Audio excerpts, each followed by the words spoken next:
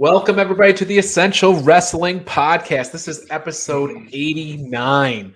We're knocking on 90's doorstep, and we're going to start the show in an untraditional manner, something that these people might be familiar with.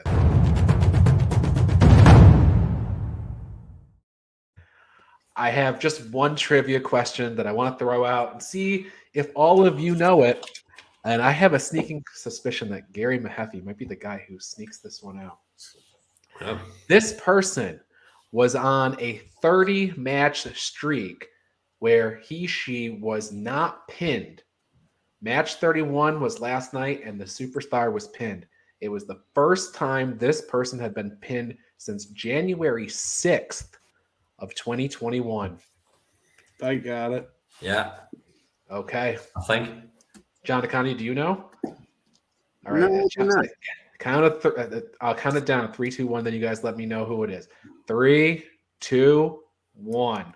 Damian Priest. Damian Priest. Yes, Damian Priest. Believe it or not, pinned for the first time since January 6th, 2021. And who was it that pinned him way back then? Kevin Owens. Who'd you say, John? Kevin Owens. I was just thinking maybe it was the same guy twice. His last match on NXT, and it was Karrion Kross. Oh, wow. He was undefeated for that long? Well, he lost 3 singles match. He lost a DQ to Nakamura at Survivor Series, and he lost a count out to Dolph Ziggler, which earned Ziggler a title match, which Damian Priest lost the title match by disqualification. So okay. There you go. All right. Well, James Wheeler knew too. So congratulations. All right. With that said, we have the show proper to get on with. So here we go.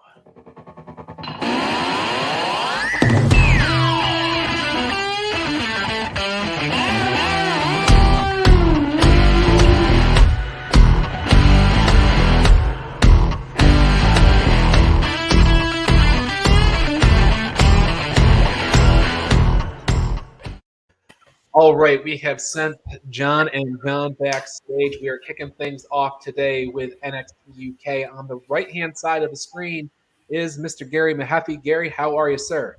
Not too bad, not too bad. All the better for seeing you. It's another good night, another good week of NXT UK. Absolutely. My name is Ryan Joy. I'm the owner at minutestobelltime.com. But this show, the Essential Wrestling Podcast, is brought to you by the Eastern Observer, or powered by the Eastern Observer. Let me get my terminology correctly. So on today's show, Walter debuts at NXT 2.0 tonight. We're getting very close to the Royal Rumble. The TNT champion is returning to Dynamite, and the line for Moose's championship is starting to build out. I'll let you know what I mean when we get to the Impact segment. Aaliyah has made her way in to the Guinness Book of World Records. Karl is on assignment this week. We make our picks for the week's upcoming shows, presented by Minutes to Bell Time and sponsored by ProWrestlingPick'em.com. We're going to main event the show with AEW Dynamite, but we're curtain jerking the show today with Gary Mehaffy. We're going to end up talking about Walter's Last Stand. But before we get to Walter's Last Stand, Gary, I want to start off by saying we have an NXT UK title match coming up here pretty soon. It's Ilya Dragunov versus Jordan Devlin. And I guess what I'm curious about, Gary, is this short title reign for Dragunov. I mean, Devlin. This match is not this week; it's the week after. This is an interesting bout, I think. Yeah, it is. I mean, I assume it seemed to sort of come out of nowhere when Rampage Brown obviously got injured. And it looks as if they went, well, you know what, we'll just do this. And as soon as they did it, everybody went, oh, that'll be good. So everybody is looking forward to it. The one thing I will say, they've sort of protected to an extent Jordan Devlin over the last year or so. And so you kind of go, oh, they won't want to beat him, but then do they want to beat Dragunov? So I'm not exactly sure. Yeah. I can't decide yet. I mean, I really can't I can see pluses and minuses both ways of doing it, but Yeah, it's something for us to noodle on over the next week before we have to log our official prediction. But it seems too early for Dragunov to lose. But at the same time, like you mentioned, Jordan Devlin protected all this time, so we'll see what happens. We have a tag team title number one contender tournament that's going on right now. Now, I don't know what the brackets are for this thing. I don't think I've seen it. But I do know that Dave Mastiff and Jack Stars, of all people, who has had like this, he's having the run of his life right now. Jack Stars has. They got a win over Rohan Raja and Teoman on the show. So yeah, I mean, I was shocked, and we had talked last week, and I thought, De Familia will take it. And when NXT UK was on, you and I were texting, and you had messaged me, and you were saying it's right. You talk about Jack Stars being in the run of his life. He's in the shape of his life. I mean, he is literally. He has.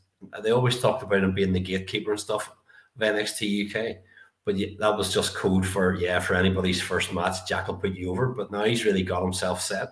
So I mean, it was a good match. I did expect De Familia to go over, but then obviously as we come towards the end of it, shortly after Charlie Dempsey got involved on the outside, you had Gallus who appeared, and it looks as if we're going for a 3-on-3 match, a 6-man match between them down the line, which will be great. But yeah, it kind of, the story kind of played it out, and you kind of understand by the time you get to the end, because with Dempsey coming out, you realize, oh yeah, De Familia, they're not getting in the business of going after these tag titles. They're embroiled in a 6-man dispute with Gallus at the moment. So we'll pivot away.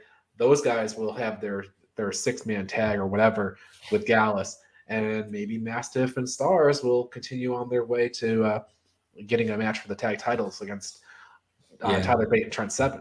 So, because I mean, I really do think that, and I've said before, it'd be interesting to see. I know the new set of NXT UK tapings are coming up. I thought they were already happened, but I was talking to one of the wrestlers during the week who said no, that they're coming up now.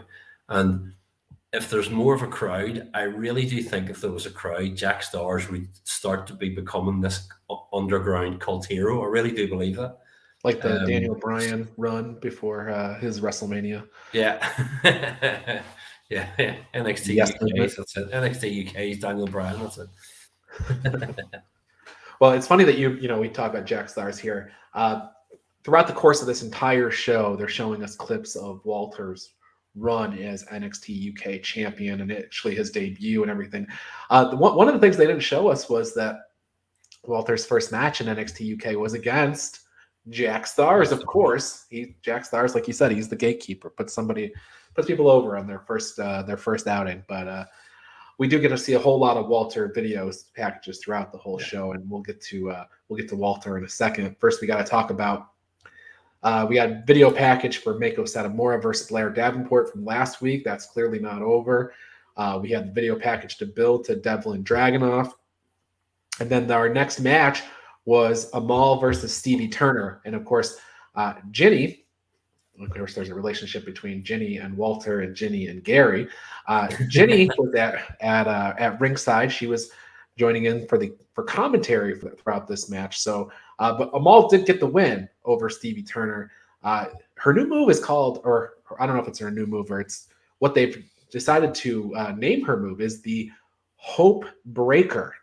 Yeah. Which, I mean, it's kind of off-brand a little bit. I mean, her whole character is like, you should have hope, and look, I had hope, and it brought me here, and stuff like that. Now her move is the Hope Breaker. I know it was kind of strange, and as you said, like there's been a few videos in the last couple of weeks, whether it's Dragunov's video or whether it's the one actually for Amal, and you kind of watch them and go, how can you not like them? I mean, they really have done a good job with it, and I do think, I'll not say that they're kind of treating some of NXT UK almost like New Japan, where you have like your young lions. But I know they really do rate Stevie Turner, and they think that down the line she's going to be a big thing. But for now, it's not her turn, and they have no problem in saying, okay, you can come in and be a wee bit, but we're going to focus this way. Don't worry, we'll come back to you, and they will. So it is nice to see them give Amal a bit of a push. I think obviously she needs The more ring match time she gets, the more matches she gets, the better she'll get all going well. So it's good to see them give somebody else a bit of a focus. I mean, we're building right now towards Amal versus Ginny. I mean, that was the whole point. Ginny being ringside, making jokes about how Andy Shepherd's outfit there's no hope for it. So we're building towards Ginny and Amal. Backstage, Amal was doing an interview, and Ginny came up. Officials had to pull them apart and stuff. So that's clearly where we're going. But I don't know. When we get to that match, it kind of feels like Amal's going to lose that match.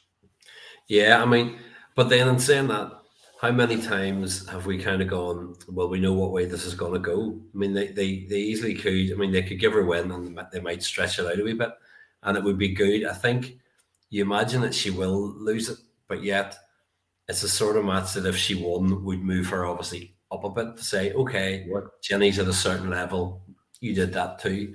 So they could do with doing that, because obviously they have girls like, or female wrestlers like Aoife Valkyrie, who's obviously out injured at the minute, and you kind of need to have other people kind of moving up slightly.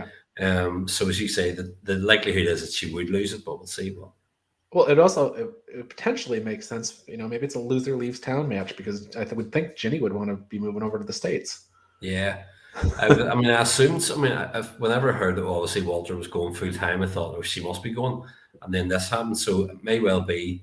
I mean, I don't know what episodes have obviously already been taped. You could find in maybe 2 weeks' time. They say they have that. They do that sort of match, whatever. But Yep. We had video packages for the A-Kid and Noam Dar match. That's coming up. That's about for Dar. The match is about revenge, because Dar was taken out of the Heritage Cup tournament. For A-Kid, it's about breaking the bad streak of his career. Basically, the winning the Heritage Cup, he said, was the high point of his career. Losing the Heritage Cup was the low point of his career. So he's trying to snap back into things here. So now we don't have a date for that match, I don't think, do we? For A-Kid and Noam Dar next week, I think. Or is it next week? Well, we don't have a graphic for that match, so I guess we have to pick it. I think it's next week. If it's do you mean Thursday, or do you mean the week after? Well, this Thursday, as in 2 days. Yeah. So we got to pick it then. So is Dar gonna keep that cup, or is A-Kid going to be a 2-time champion? I'm going to go A-Kid, because I know there was all the stuff with Shah Samuels, and we're saying, oh, we'll take him in the 4th and we'll do all the stuff on the list. And I think that's going to play into it, that Noam Dar won't get it done in the 4th, and either A-Kid will or Shah Samuels will do something to cost them it. Because there's been a wee bit of friction between them. I mean, I hope they don't break them up, but I could see Noam Dar is the sort of one that you could see again. As soon as more fans come back, he's going to be one that the fans will like regardless. So they may well just go with it. So, but I'm going to, usually all my picks are wrong anyway, so it doesn't really matter. But I'm going to go A-Kid for 2-time.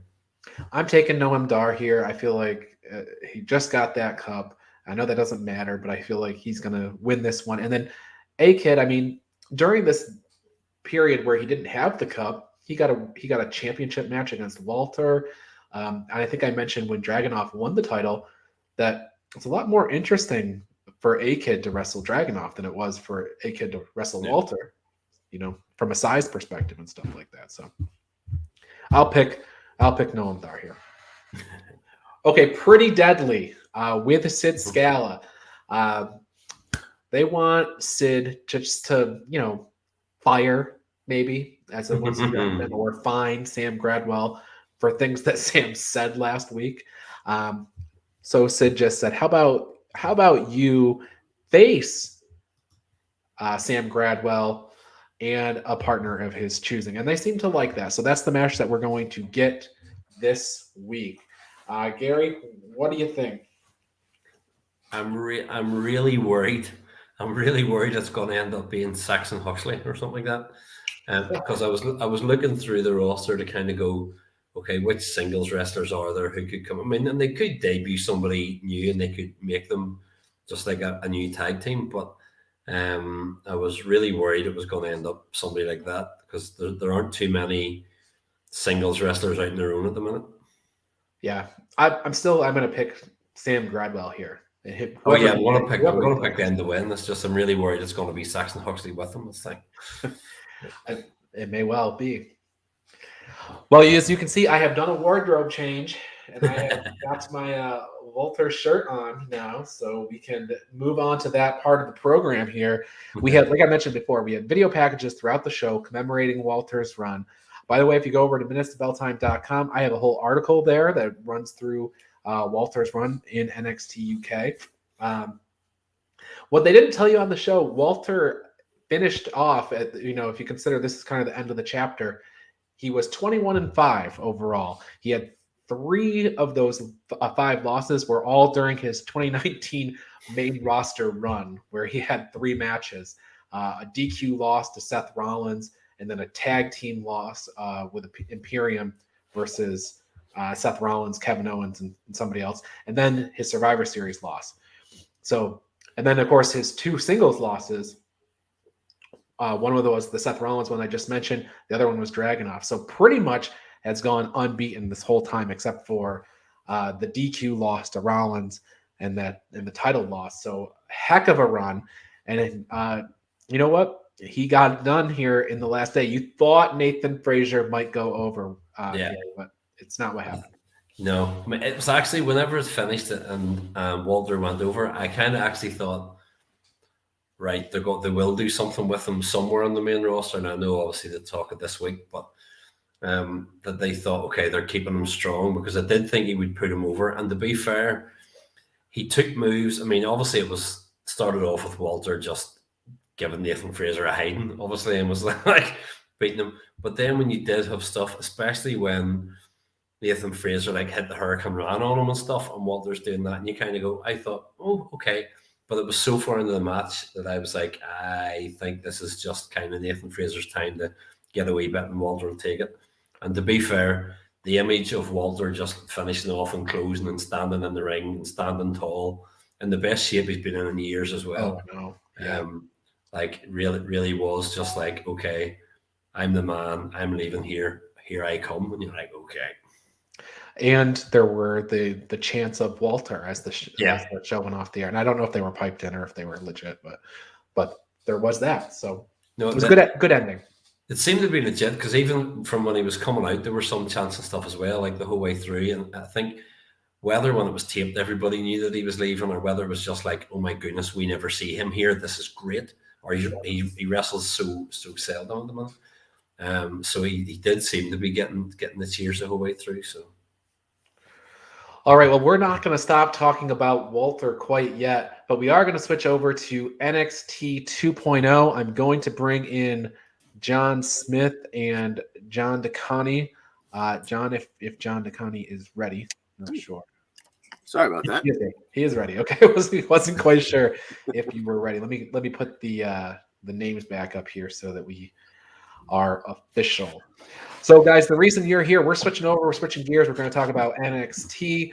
But first things first, right out of the gate, we have Walter. His first match in NXT 2.0 has been signed. It's against the former NXT Cruiserweight champion, Roderick Strong. Gary, I'm going to start with you. What are your thoughts on this match? Is this going to be a bad day for Mr. Roderick Strong?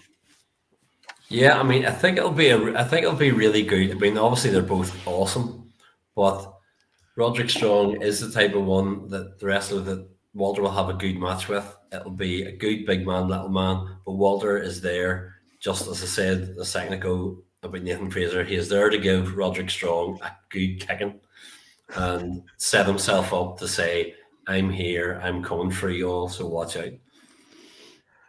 John Smith, I know you and Gary have had this natural rivalry here for the better part of a year now, but the NXT 2.0 guy, is he going to take out the NXT UK guy this week? Is this going to be Diamond Mine putting down Walter? Absolutely not. I mean, the only way I see the Diamond Mine, or the only way I see Roddy winning this is if Diamond Mine gets involved and then they're starting a program between them and Imperium. which could be fine. You know, like a DQ loss for Walter, or like a triple power bomb on Walter to pin him or something isn't going to hurt him. If Diamond Mine is snuck up from behind and gets taken out beforehand or something. So, but I don't see that happening. Walter's gonna wreck him. It'll be a good match though. John DeConnie, how many chops do you think for Roderick Strong takes in this match before he just doesn't get up again? I don't know who's going to be running the counter on that one, but I think they're going to burn out some bulbs in the scoreboard. I feel really bad for Roddy because if Diamond Mine doesn't get involved and this doesn't wind up being Diamond Mine versus Imperium, I think this is just another nail in Roddy's coffin on the way out. Yeah, poor Roddy. Poor Roderick Strong. Is Roddy on his way out for real? I have not heard anything. I haven't heard anything about his contract being up or anything, but he's certainly not getting pushed. That's for sure. Well, he's the leader of a faction, so. But they fired everybody in the faction. Yeah. Well, not everybody, but can't you see the whole faction turning on him? Like, we don't need you anymore, little man, and he gets go to AEW with all your mates. Yeah. They bring in Von Wagner to fill his spot or something like that. Yeah. Or let's see, who did Cameron Grimes beat last week? What's his name on the show? Damon Kemp. I forgot. Kemp. Yeah, Damon Kemp. Damon Kemp is Gable Stevenson's younger brother. So he would act, and he has a collegiate wrestling background. He would fit in really well with Diamond Mine. So, we just wrote the story. They just need to pick it up. Word. Well, we know Triple H is always watching. So yeah, always. Triple H and Vince are always watching. So, all right, Gary, I appreciate it. Thank you very much for your services this evening. No problem. We have a comment coming. Let's see. Roderick Strong signed a new deal last year from James Wheeler. Now that he says that, it does sound familiar. Hopefully, for Roddy's sake, it was just a one-year deal. But we know the WWE deals, they just renew every 90 days anyways. It's just you renew every single day for another 90 days. That's kind of how it goes. Did DFAB sign a new contract like 4 days before she got cut? Yes. Yes. So who knows? All right, Gary, thank you very much, sir. We will bid you good night. Yep. Have a good one. See you later. Our best without you. See you later, Gary. See you later. Get out of here. All right, let's get the proper nameplates going. There we go. All right. On the upper right-hand side of the screen is Mr. John Smith. John, how are you this evening? Doing good, man. No witty things to say today. Just here to talk wrestling. Give it time, and you'll have something witty. I know it. John McConney on the bottom side of the screen. John, welcome to the show. This is like your second appearance on the show so far today, but I'm still welcoming you, so whatever. Always good to be here. Okay. Well, last week's show, back on to NXT 2.0, Mello and Trick, they had, we're going to continue on with our Roddy Strong segment here. Mello and Trick were pouring one out for old Roddy Strong. They went on to celebrate. Cameron Grimes comes along. He's apparently going to be going after that title that Carmelo Hayes has. I don't know if they're calling it the NXT Cruiserweight North American Championship or if they've put the Cruiserweight title aside completely. I think that's gone. But Cameron Grimes, he got to win over Damon Kemp. But guys, we don't have a date yet for this thing, but this thing's coming. Grimes versus Hayes for the A Championship.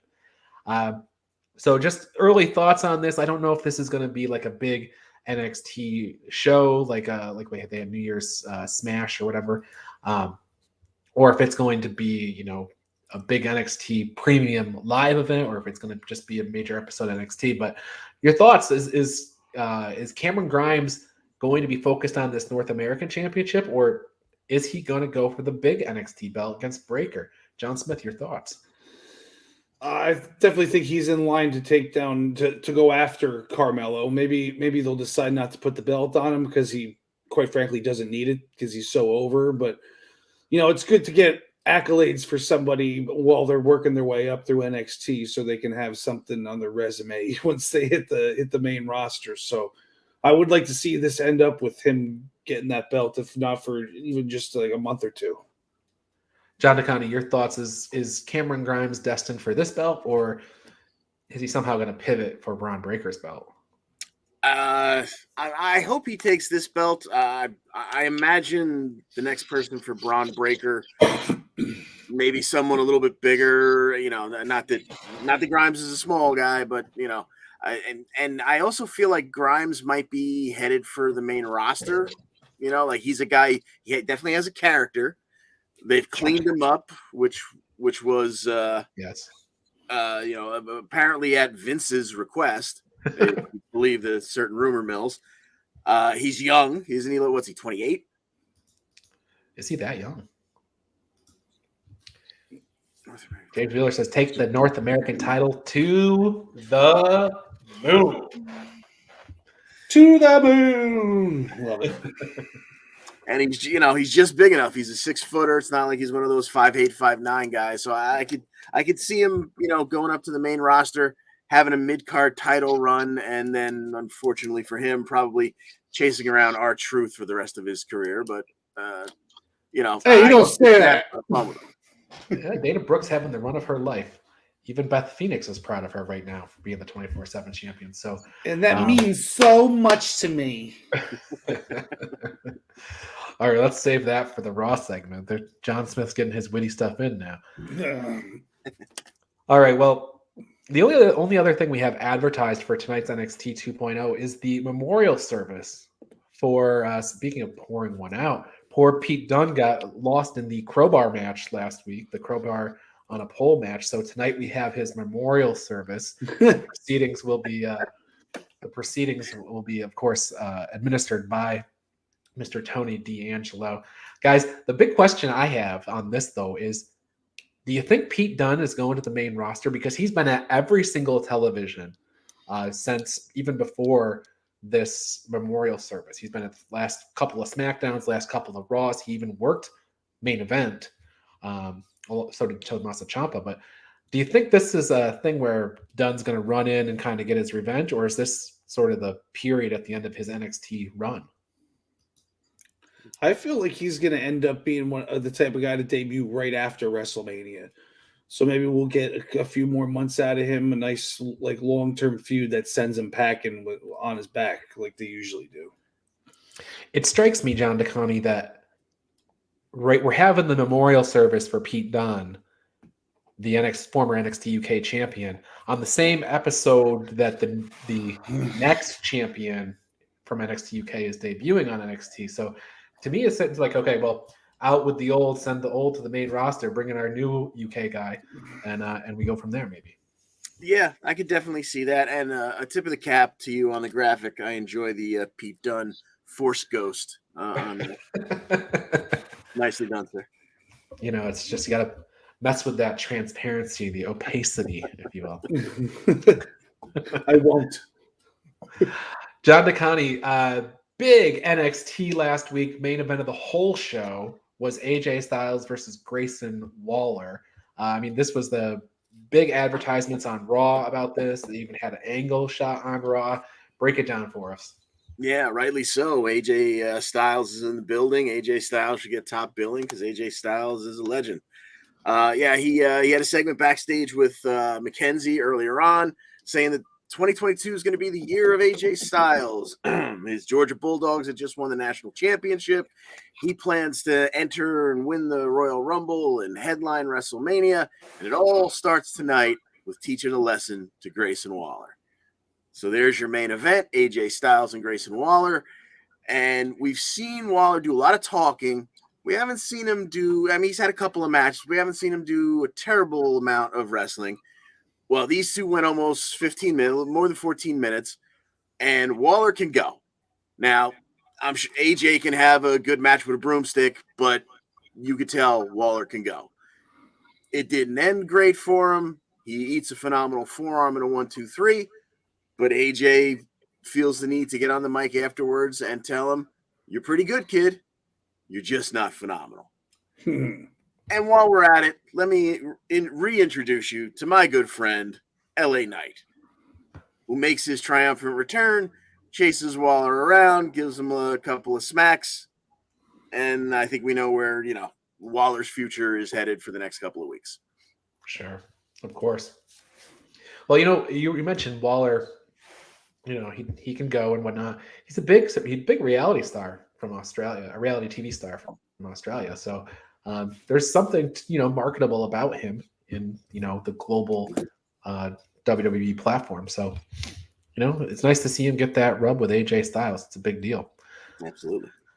Braun Breaker, he had an in-ring promo thanking Tommaso Ciampa, and he let us all know that his dad was there at ringside, and Ciampa paid respects to his dad afterwards. But if you don't like Braun Breaker, bite him, I guess is how it comes down to. So.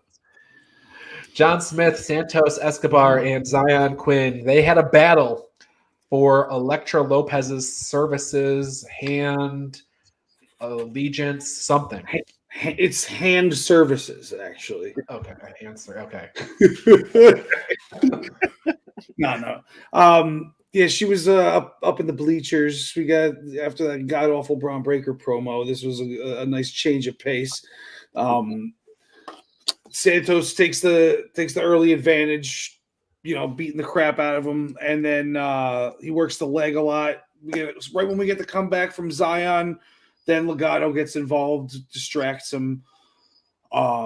Santos tosses him out of the ring. He's about to throw him against the post, and Elektra gets in the way and stops him from doing it. So then we're like, oh my God, is she turning on him? And she, points out another shot that Santos is about to hit him with. And, they think we get the whole rub down that she gives Zion and everything. We think that it's happening. And then she low blows him the second he turns around. Legado throws him back in. Santos with the Phantom Driver 1, 2, 3, the way it should be. Elektra Lopez is still with the Legado. So they haven't announced any segments for tonight's NXT pertaining to this, but if you were to go to NXT's Twitter, there's like a whole Elektra Lopez commercial about how it's her time and she's coming and stuff. So I got a feeling she's gonna be wrestling in the title picture here pretty soon. So. Yeah, she's got a couple of henchmen that can, without like actually hitting the girls, they can like pull the rope down, do some, stuff like that. So, I mean, she is like the spiritual leader of Legado anyway, right? I mean, Santos is by name and by like historical, means, but she's kind of the star. She's the queen. Yeah, it's like a chess game. He can only move a little bit. She can go all over the place. That's right. Well, she's the queen, and he's not even the king. I think is what I've determined. He's her prince. Yeah, maybe so. Well, Von Wagner fined and suspended based on for the attack on Chase U student section. But no worries, it's suspended's been lifted and his fine's been paid. Al says in the notes that he sent me that he thinks Robert Stone's the person who paid off his fine. So we'll see. Last I knew, Robert Stone didn't have a whole lot of money. He has been keeping an eye on Wagner, though. So yeah, there you go. Solo Sikoa, Baby Uso, and Boa were both counted out in their match. So a double count out. We don't get those finishes too often. But I would want to mention Solo Sikoa now 7-1. He was on 7 wins between his 205 Live and NXT days. He was 7-0, and then he loses by countout. Not to Boa, but with Boa. Well, that's a no contest. That's a tie. That's not a loss. No, I consider it a loss because to me, both guys lost, as opposed to a draw where it's a draw and a no contest where the match got thrown out. That's how I consider the okay. But it's not a win. John DeConnie, 6-woman tag action. Yeah, we had indie wrestling, indie Loomis, indie Hartwell, whatever you want to call her nowadays. Persia Parada and their kind of, why not? Let's take her along with us. Third, Wendy Chu. And they were facing Casey and Caden and Amari Miller after they had some words backstage last week. And this match got less than 4 minutes, so there wasn't a whole bunch to it. But we did get to see that Wendy Chu, when she's awake, she's got some moves. You know, she had a little segment where, you know, she got her stuff in and she looked very impressive, and then inexplicably took a nap right in the center of the ring. But we had a little mayhem with all 6 ladies in there, and it eventually would break down to where Persia Parada hit that like sit out TKO where she ends up with a face flop in front of her, and Indy would land pretty savage, the elbow to the back of Amari Miller, and pin her for a 1-2-3, and they got the victory. I love it. Everybody's paying tribute to Randy Savage these days. They're pretty savage. They're not even being shy about it anymore. They invoke his name. So, we even got Pomp and Circumstance on Raw. Not for Randy, but yes. And Jay Lethal on AEW does the same thing. Comes out to his song starts with Pomp and Circumstance, and he does a Savage elbow as a setup for his move usually. But Kaylee Ray destroys Toxic Attraction's photo shoot set. I'm sure lots of boys ranging from teenage to John Smith are now upset that the photo shoot results won't come out. But the men's Dusty Rhodes Tag Team Classic is going to begin. MSK found the Dusty Cup that they won last year.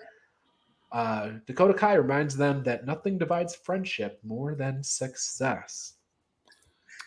And Idris Enofe and Malik Blade got a win over Joe Gacy and Harlan. Joe Gacy and Harlan will not be in the men's Dusty Rhodes Tag Team Classic starting this week. I don't know what matches are starting, but here are the brackets. MSK versus Jacket Time in the openers. Last year, Kushida teamed with Leon Ruff, and they didn't make it through, obviously. Blade and Enofe, they'll be in here now. Legado del Fantasma, they made it at least into the second round last year. GYV versus Andre Chase and his student, Hayward. I'm drawing a blank on his Booty Hayward. The Creed brothers and Briggs and Jensen on the top side of the bracket. John Smith, since I made fun of you with Kaylee Ray destroying Toxic Attraction's photo shoot set, who's your early pick on this? I think my early pick, if I didn't know those brackets, I would have thought that Briggs and Jensen were going to face the Creed brothers in the finals, and we're getting them in the first round. Yeah, I know. So I want to say I think the winner of that. Yeah. I mean, I'm done picking grizzled young veterans, so maybe they'll end up winning it this year somehow. But I mean, those are the two teams I think they're building up, is the Creed brothers and Briggs and Jensen. Yeah. Unless they do some sort of crazy like double count out between the two of them or double whatever, and then they start this big feud off to the side of it. But I feel like the winner of that is going to be the winner of the thing. I might change my mind later, though. I like that. I think I'm right now. My pick is on the Creed brothers. But you're right; they might be very susceptible to a double count out or something here, where they don't make it through. James Wheeler pointing out that last year there were 16 teams in the tournament. I can confirm that. I looked at the brackets just this morning from last year. So, last year there were 16 teams. We are only doing 8 this year, and I don't even know if we're doing the women's side. Has that been announced?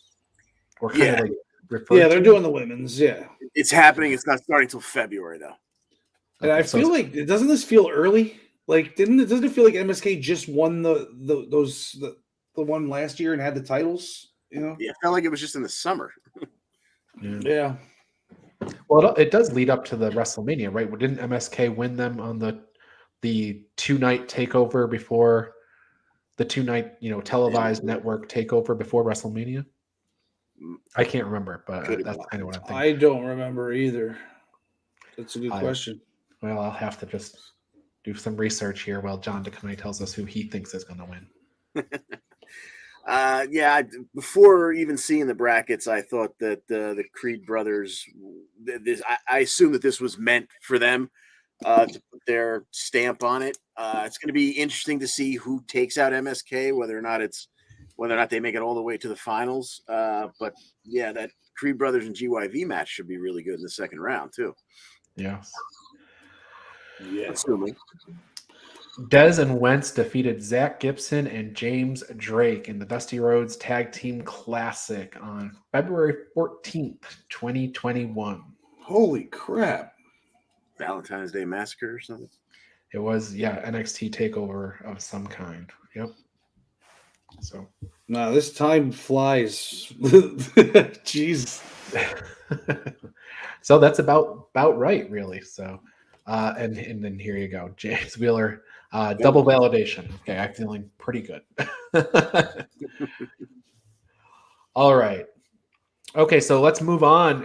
That pretty much covers down NXT. So we are going to be moving on to The Rock's show, Smackdown. Smackdown from Friday night. We started things off with the Usos in the ring. They respect the New Day, John Smith, but they're looking for some new challengers. Yeah, they got a nice little promo at the beginning, very Roman Reigns-esque, but with a little bit more humor involved. Yeah, they are the ones. Oos. So they call out 4 teams that are going to be in a 4-way match. Fatal 4-way, non-elimination, which is the worst way to have a fatal 4-way match, especially tag. So we got Viking Raiders versus the Los Lotharios versus Cesaro and El Mansour. What's his name? Mansour. Well, why did I say El Mansour? El Cesaro too. Yeah, and then Jinder and Shanky, probably the worst name in wrestling history, worse than Bastion Booger. Shanky, like what the hell is that? This match didn't really get off that much. Everybody was just a big cluster bleep. At one point, Ivar was on the top rope and he was about to get double suplexed by Jinder and Cesaro. And then Eric comes over and powerbombs the two of them, but in the same move, destroys his partner at the same time, which I didn't understand. Why didn't he just low blow the two guys or something? We end up where everybody, trades running in and doing their finisher or signature moves, and by the end of it, we get a pop-up power slam by the Viking Raiders onto one of the Lotharios. And I think we're finally going to see a real Viking Raiders title run that might, happen at WrestleMania, perhaps. Man, they are so good, the Viking Raiders. If they get the right match with the Usos, oh my God, it could be incredible. Yeah, and they've definitely paid their dues now, where they prove that they can, do whatever Vince asks them to do, right. and now it's been a few years, so it's time for them to get what's coming to them. Yep, 100%. So we'll see where it goes. Let's hope for that killer match, and let's have it on in the United States, not at Elimination Chamber, which we'll get to later. Oh yeah. Sonya and Adam Pearce. Now, they SmackDown was in Omaha, Nebraska last week, and they had some issues with the thermostat in management's office. It was too hot, then it was too cold. When Naomi came into the office, she was ready for a fight. Sonya said, "Listen, as long as I got this jacket on, you can't touch me. I'm WWE management." Well, like I said, thermostat's broken, so it got really hot in there, and Sonya took the jacket off, and there was Naomi. She was ready to throw things down. Thank God Adam Pearce was there. Otherwise, we would have had a brawl in the office. And Adam Pearce basically gave Naomi a match against the Queen, Charlotte Flair, for the SmackDown Championship this Friday. It's the only match that's been announced. There you go, Naomi. I believe she was the second ever SmackDown champion. She beat Becky Lynch for it. So, John DeConnie, you haven't had a chance to talk about SmackDown yet. So what are your thoughts here? Is Naomi going to somehow pull out a victory here, walk out of SmackDown this week as the champ? That would be interesting, but I don't see it happening. I think we hold off on her getting back to the top until assuming that they decide to put her with the bloodline, which I'm still crossing my fingers for and hoping for. So I don't know if Charlotte beats her clean, Charlotte beats her dirty, or Sonya helps out, but I don't see Naomi coming away with that SmackDown Women's title this week. Now, normally I would say, totally agree with you, John DeConnie. But John Smith, Charlotte Flair has already declared for the Royal Rumble. So do we get the title off of her so that it makes sense? No, because I think she's declared that she's going to be like the first women's champion to win the Royal Rumble. So I think they're going to keep it on her. And I think this is more to do with Sonya than anything. She's going to come out and interfere, and we're going to be getting Naomi versus Sonya, possibly at the Rumble, unless they want to stretch it out all the way to WrestleMania. But it's not interesting enough to stretch it out that long. It's been like way too long to begin with. I said we got enough matches on the Rumble though. Maybe that match can go overseas. So Naomi's in the Rumble too, so there you go. She's been announced. BJ Pavanko wants Naomi to acknowledge him. And this is actually a Champions Contenders match, says James Wheeler. Well, maybe she'll win it. It's not a championship match? Pierce said we're gonna run it back. The last match was a championship match, was it not? No. That was a contenders match. Okay. Well, Pierce said we're gonna run it back, so I guess then it's another contenders match. Which makes no sense. Oh, then I got Naomi winning this then. Okay, John. And then when she wins, then Sonya will get involved in the championship match. Yeah. James Wheeler, who you got in this one? Let us know. He's got the info today. He's hitting us with the facts almost before I can look him up. Okay, so some other stuff happening. John DeConnie, we have a new Guinness World Record set on the show last week. Before you get to that, James Wheeler says Naomi is going to be winning this match coming up. So let us hear it. Break it down for us. This must have been a classic break the world record. Unbelievable. Yeah. Well, it all started out back in gorilla position. We had Aaliyah, very excited, about to make her singles in-ring debut. And she was talking to, I want to say Sarah, but in the words of Johnny Wrestling, let's just say not Mackenzie. So she's back in gorilla position with not Mackenzie. And Natalia feels she needs to interject herself. And she happens by with her copy of the Guinness World Record book, where she appears in to hold 3 present Guinness World Records, all in WWE, of course. And once Aaliyah heads through the curtain and heads to the ring, Natalia tells us, and I intend to add a 4th tonight when I win this match in under, I guess the previous record was 3.8 seconds. Natty heads out.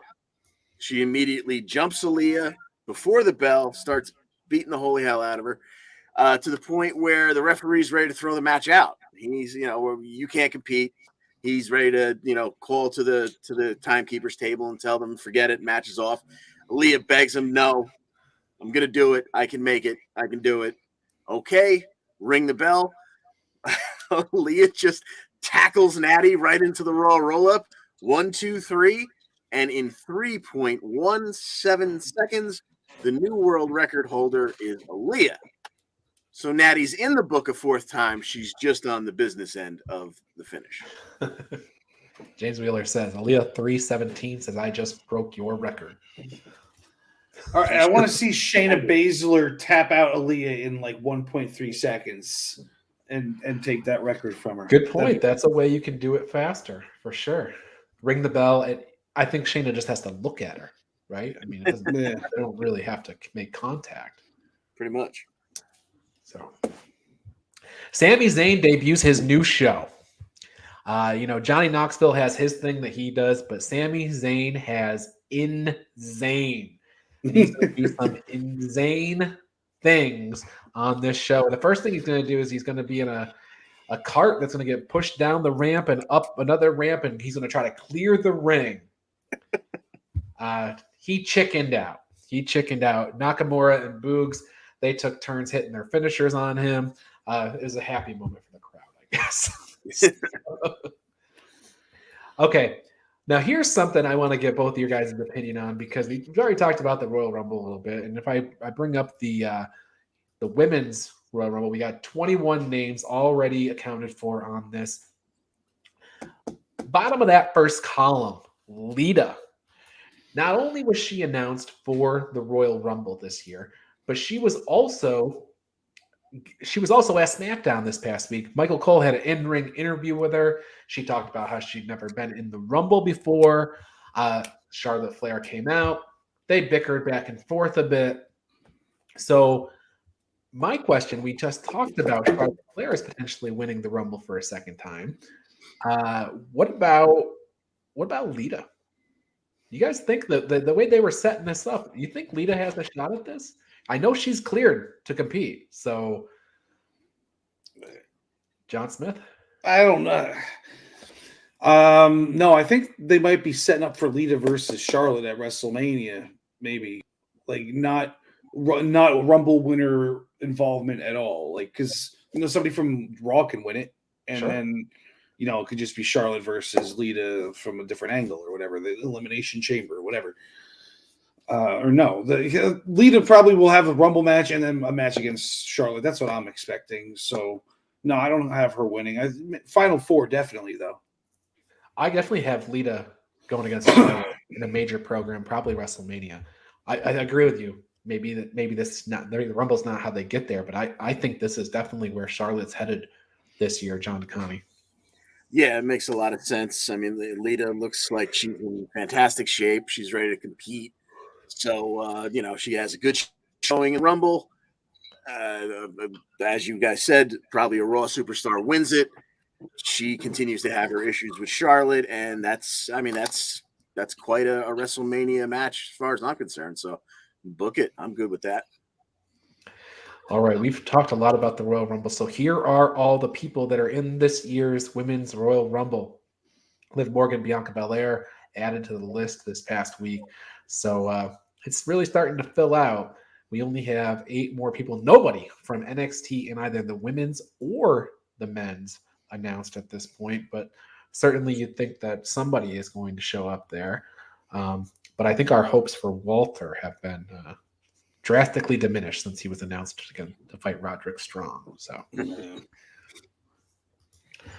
all right, Sheamus got a win over Ricochet. Sheamus thought that Ricochet was responsible for Ridge Holland's nose issues, I guess. And Sheamus would know. He is a guy who has had plenty of nose issues in the past. You might remember his face mask that he typically wears.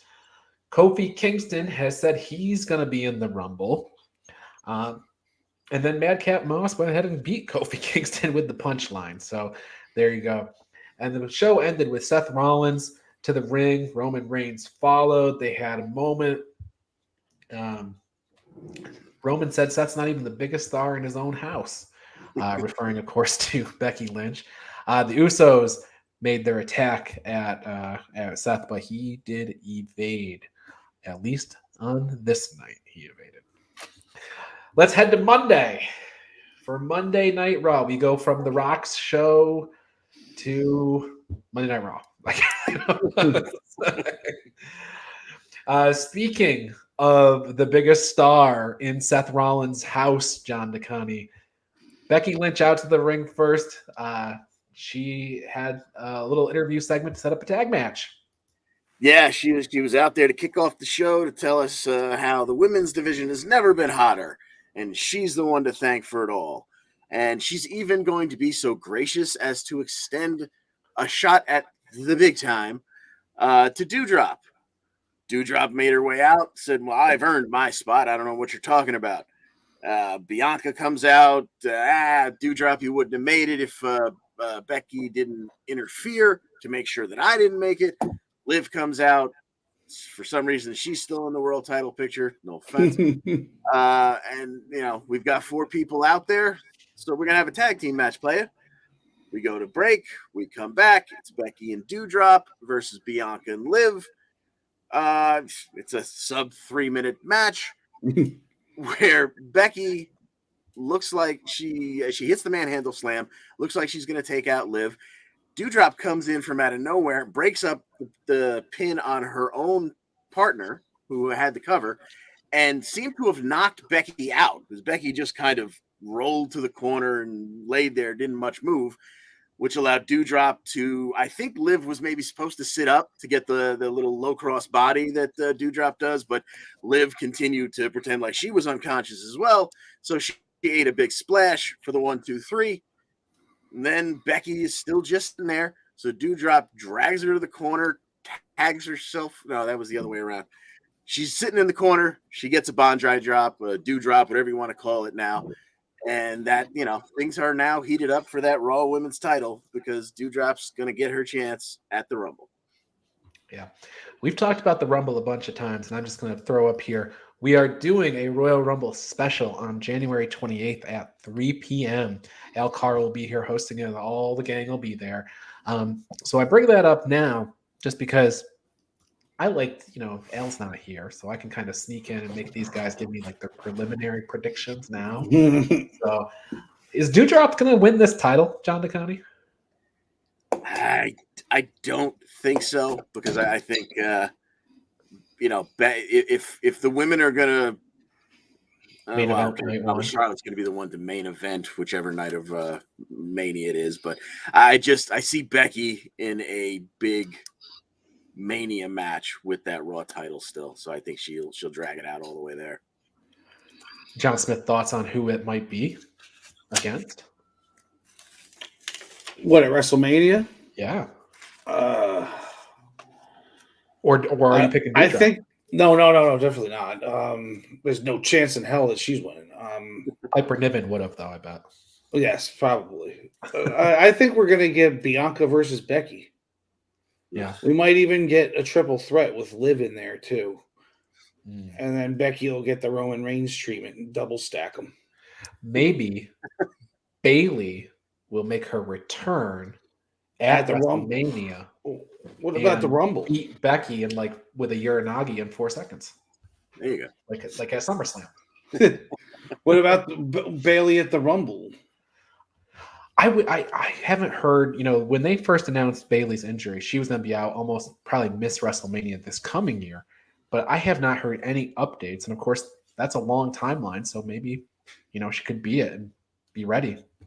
If the wrestlers are getting whatever juice they're giving to NFL players now, they're supposed to miss 8 months and come back in, 3.5 weeks. Maybe Bayley can make it back. She'd already back, I guess, in that case. Throughout the course of the night, Beth and Edge Phoenix were giving out advice on the Royal Rumble.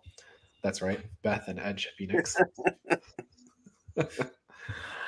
Mostly just keep doing what you're doing, which I don't know if that's very good advice because, Reggie didn't fare too well against Omos. So, Elimination Chamber event was announced for Saturday, February 19th at the Jeddah Superdome in Jeddah, Saudi Arabia. So the big cage is going across the seas. I bet you they're building a new one over there. So presumably, whoever doesn't win the Rumble, the other brand is going to have determined their champion there. So, or their championship contender. But John Smith, we are moving on to the Kevin Owens show.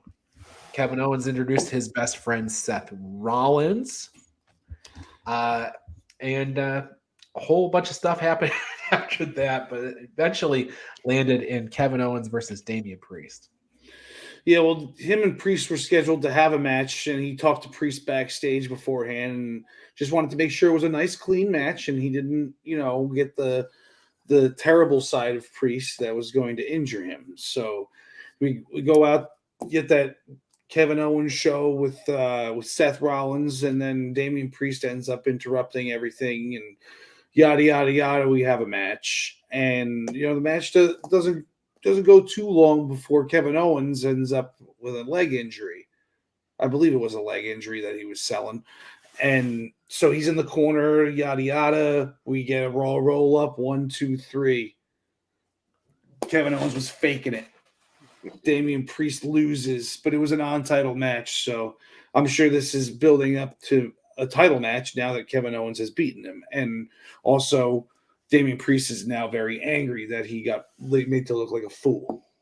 Now remind me, because did he not get beat with the stunner, or did he get beat with a roll-up? I believe. Oh, did he get beat with the stunner? Maybe.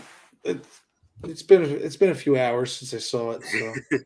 Well, we will consult the Raw roll-up to make our determination later in the. We've been counting roll-ups, so we'll know later in the match later in the show whether that was the case. Oh no, it was a stunner. It was a stunner. Yeah. Between the Kevin Owens show and the match, we had a very important announcement. Super important. We have a guy who's been coming to Raw for a long time. Now, he lost his way.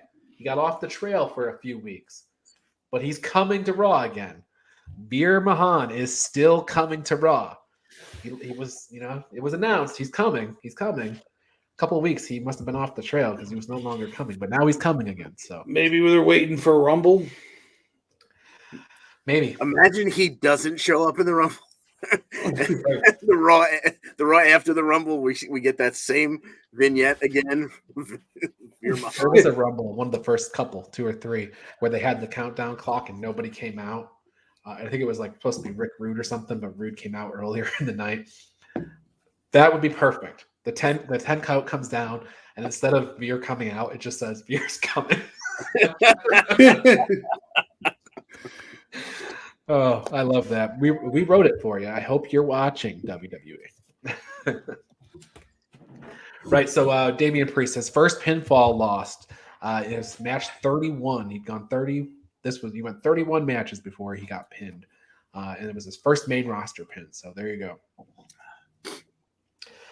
Nikki Ash was backstage with Sarah, says Rhea is the one who broke up the team. We ended up not getting any sort of match out of that whole thing because Queen Zelina and Carmella were there. John DeConnie, Austin Theory, getting a match with Finn Balor. That's, some advice backstage with Vince McMahon, right? Vince playing the father figure here, giving some nice wholesome advice to Austin, right? Yeah, basically it was, you better win this time or I'm going to kick your ass. And then I'm going to take a selfie and send it to your mom. So Vince was not screwing around. So Theory went out, and he made sure, he got the job done. They went a little over 6 minutes. Austin Theory managed to avoid the coup de grace, and then he would get Finn up for the ATL, which is his finisher. So he got a 1, 2, 3 off of that. And then afterwards, he'd grab a selfie, then another ATL, another selfie, and head backstage victorious. So now he could finally face Vince again. Well, all right.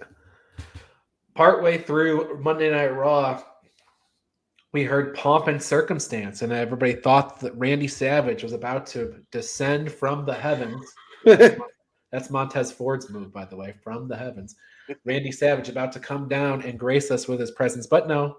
It was Chad Gable and Otis making their way to the ring for the graduation ceremony. Otis graduating with flying colors. But, of course, RK Bro comes out, an exchange of words. Gable gets cheap heat on Oklahoma. And but what ultimately comes down to is RK Bro requesting a rematch and Riddle explaining that a rematch is when you get to light up again. But ultimately, it comes down to they can get their rematch if they can beat Gable and Otis in an academic challenge. Now, that'll be, I guess, next week. I'm sure the writers are very busy trying to figure out how they can make Matt Riddle win the academic challenge by coming up with the silliest possible answers, or Otis doing that. One of the two is going to be coming out the winner end of this academic challenge. Yeah, well, Otis looked like he started sweating like a whore in church, so I'm guessing he's a little worried about his academic acumen. I got a feeling we're going to get a Riddle moment like Orange Cassidy explaining global warming in that segment against Jericho way back. But yeah, it'll be goofy. It'll end with people getting RKO'd, and we'll all have fun. Riddle and Otis, they're going to try, I think is what we're saying. Yep. Now, John Smith, like R-Truth and Tamina and Tozawa, as we prepare for Reggie versus Omos, John DeConnie and I are sitting here. We've got our popcorn. We're eating it. Break down the Reggie and Omos match for us. Well, I like that while they're sitting there with their popcorn, they've also got a referee eating popcorn with them as well, just in case. So we get referee's not busy because nobody goes after Dana. So Reggie's backstage and he's nervous about the whole Omos thing, and Dana's giving him a god awful prep talk. Super strategist. Super strategist. Jesus, don't get me started. So then we go to commercial, come back, we get the match. The match doesn't start yet. The Peanut Gallery is now on their way out to come get Dana Brooke and try to get her 24/7 title. She crawls under Omos's legs and out of the ring. Tozawa and R-Truth get blasted by Omos. This is all before the bell. Tamina in a standoff with Omos, and she backs off, of course. And then Omos turns around. Reggie with the flying cross body. Could it be? No, he just catches him right around the throat with one hand, puts another hand on it. Giant double choke slam, steps on his chest. 1, 2, 3. Dana told him to go for the legs and the ankles. What's he doing a high cross body for? I mean, what's interesting to me is that between, there was a match on SmackDown that John DeConnie broke down for us. There's a match on Raw that you broke down for us. Combined together, they are 31.17 seconds of in-ring action. Mm-hmm. And you guys really dug into those. That was a good 2-minute description on each one. All right. Maurice comes out to the ring. She would like nothing more than to get out of this whole match with her and Beth Phoenix and Edge Phoenix and Miz. She does not want anything to do with this. And of course, Edge didn't really trust that everything was on the up and up. So he's out there too. A whole bunch of distraction. Maurice ends up hitting Beth Phoenix with her purse, which of course has a brick in it. Miz and Maurice celebrate. And next week, they'll be celebrating again because it is going to be Maurice's birthday extravaganza. I didn't catch it, but did they say how old she's going to be? No, but I would guess that she's probably almost 40. Yeah, almost. Probably. Yeah.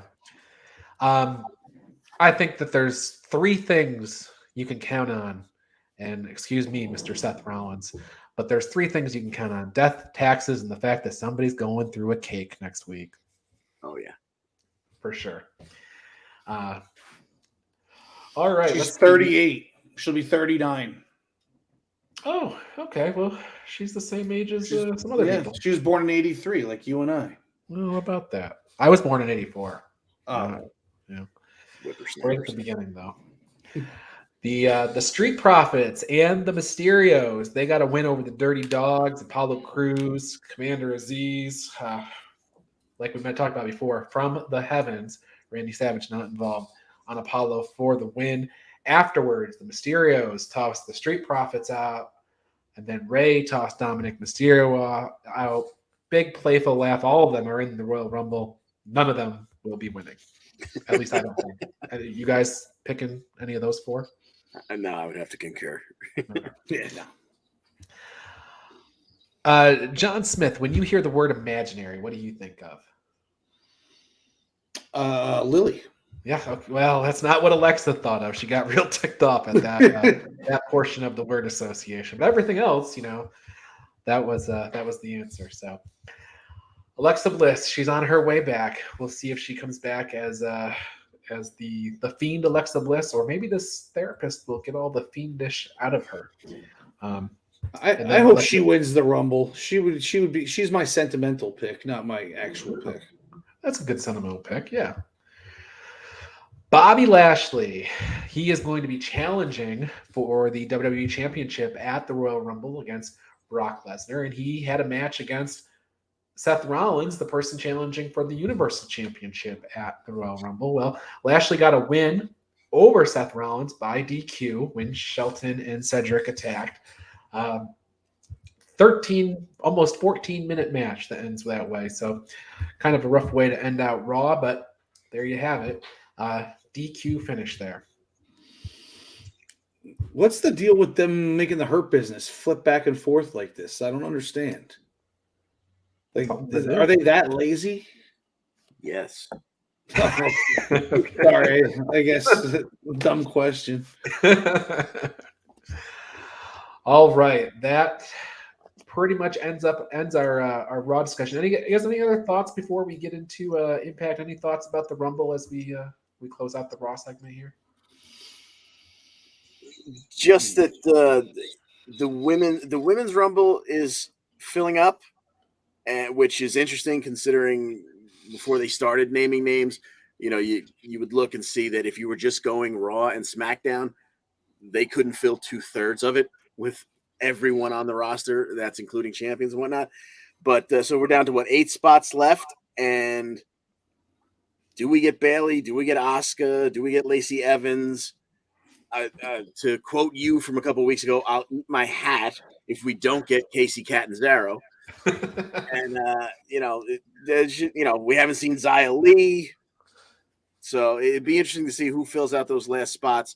If it's just people from the roster, or do we get another surprise? Yeah, for me, I think that an NXT person should win the men's Rumble, and we should be getting Brock versus Roman Reigns for the two title for title. And I feel like just make it a random winner for once. We always have an idea of who's going to win. Let this, for instance, Keith Lee, obviously he's not around anymore, but that would have been, if someone like that would have been perfect to just, he tosses everybody out at the end and oh my God, and he's going for the NXT title. He doesn't even want to go for the main event of WrestleMania, something like that. Or what else would be fun is Sami Zayn winning and getting screwed out of a title shot because they want to do Roman versus Brock. So they tell him, "Hey, you can challenge for the Intercontinental title that you want back so bad." That you want so bad. Yeah. James Wheeler's chiming in. He says Raquel, Gonzalez, Lacey Evans, Paige, and Ronda Rousey are his picks for surprises. I think all those are good potential. In all of why are they giving us Summer Rae though? Come on. Because they needed warm bodies. She is okay. They got plenty of bodies in NXT. They don't need to be bringing Summer Rae isn't getting anybody to turn on the Royal Rumble that wasn't going to otherwise. You might be right. All right. That said, we are going to be talking Royal Rumble in detail. Like I mentioned before, January 28th, 3 p.m., we're going to be running down Royal Rumble. We'll have some fun talking about some nostalgic moments from Rumble's past. There you see Steve Austin with a couple of beers. Sure, he enjoyed his Rumble victories back in the day. Set him on his course to win his first WWE Championship, the Winged Eagle belt, John DeConnie. Indeed. All right. But we got Impact to talk about. Impact Wrestling on Access TV. I don't know what the name of the show is. I think it's Impact Wrestling on Access TV. I mentioned in the opening of the show that the line for Moose's championship is starting to build. We're going to have to go through this whole show in very specific order because a lot of stuff was happening. A lot of storyline of this whole ROH business and whatnot. But first thing that happens is we got W. Morrissey out to the ring. He wants a one-on-one world title match. But we hear from Moose, he's already got a match that night. Now, Moose is banged up pretty bad from his match, the triple threat match where he went, missed the table and everything like that at the pay-per-view. So he's going to have a match, but it's not going to be against W. Morrissey. We'll get to that match later. But first things first, no date yet. Moose's World Championship match against W. Morrissey. He looks like a Beavis and Butthead character, W. Morrissey, in that picture. Well, I think it's pretty accurate depiction. So what do you? I'm not sure. No, it's just the style of drawing, you know. Yeah. So which one is he actually? Is he Beavis or Butthead? No, it just looks like he would be, like he's got the wide eyes like the coach did, or no, not the coach, the principal. Yeah. Well, Scott D'Amore confirms things for Morrissey that yes, Moose does have a match later in the night, but then he gets a troubling message, and it could be because Matt Taven, Mike Bennett, Vincent, and PCO take over the announced position. They beat up D'Lo Brown and put him through a table. So we've got the ROH guys back in the building. Eddie Edwards, Rich Swanville, Matt Heath, Rhino. They're backstage, not happy about it. They want to get things going. John DeConnie, we get our first match, though. Laredo Kid versus Chris Bay. Yeah, and this is clearly going towards the X Division title because once D'Lo was taken out, Trey joined the commentary team. Chris Bay would stop by the announce table ahead of the match, just kind of pose next to the belt. It was sitting in front of Trey. Trey had some, unkind words for him, but, they didn't really back and forth too much. But you could certainly see that coming down the line, Trey and Bay, which, of course, would be fantastic. But Bay would not necessarily earn a shot here because they go 14-plus minutes, and this was everything you want from the X Division. These two were all over the place, Laredo Kid and Chris Bay. In a fantastic match, but it ends with Laredo Kid hitting a top buckle Spanish fly for the 1-2-3 on Chris Bay. There you go. That Laredo Kid is amazing. I've seen him a few times in person, and he is pretty fantastic. Absolutely. Brian Myers must be really ticked off. His buddy Matt Cardona is getting championship matches in this promotion and Impact. Everywhere he goes, he's, Matt Cardona is getting all these matches. And then he's got his henchman, Zicky Dice, who is apparently the guy who is getting the Moose World title shot tonight, which is good because Zicky Dice got a pizza delivery just in time so he could carbo load and everything. That's how I like to train for most things as well, with a couple slices of pizza. Speedball Mike Bailey, we talked about him last week. We talked about all kinds of things pertaining to him, actually. He got a win over Jake Something with Ace Austin on commentary. Bailey hit that moonsault double knee drop thing that he does. It's pretty incredible to see. 4:15 is the match time on that. As far as I know, Jake Something is now a free agent. So maybe that's why he lost this match here. The Good Brothers and Violent by Design, they don't exactly get along, but they don't like Heath and they don't like Rhino, so that's cool. And the Ring of Honor guys might have beat the Heath and Rhino down, so they took a few shots as well. But this week, we get that big guy tag team again. We get the Joe Doring and Luke Gallows, or Doc Gallows, excuse me, against Heath, He's Got Kids, and Rhino. SmackDown Tag Team Champions right there against the big guys. So, John Smith, I'll start with you. Does it matter that Heath's got kids?